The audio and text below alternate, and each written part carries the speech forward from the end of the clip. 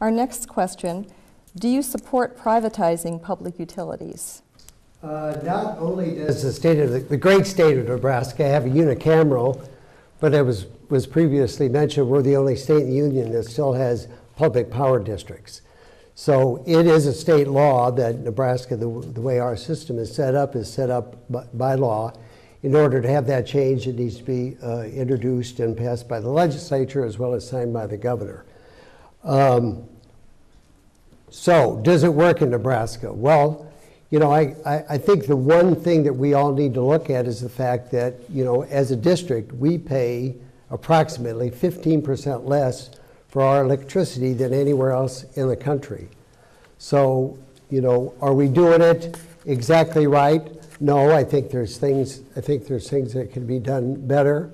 The OPPD's 2016 transformation plan calls for a $60 million budget reduction for the year 2016, which is going to take place through efficiencies, you know, within the company. And I think we have to continue down that path to look inward to do a better job of running the company.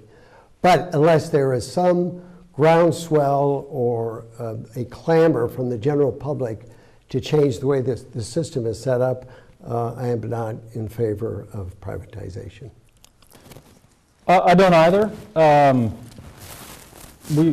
You know, Nebraska is the only 100% public power state in the union, and I think that's a really smart decision that we made a long time ago.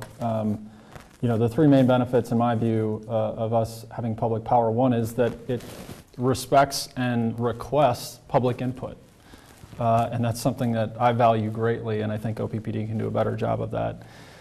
You know, if you were to privatize, one of the things that would happen is that outside investors come in to take over, and that means that those dollars, our dollars that we're keeping locally for the most part, are going to just get spread out and go elsewhere. So I like to keep that economic impact local. And then, you know, finally, there's no profit motive for OPPD. It is a governmental agency. It is not required. It does not desire to make a profit. So when that profit motive comes in, what that typically means for investors is that they're going to be looking for, you know, a 7 to 8, if not 10% return, which is going to drive up costs.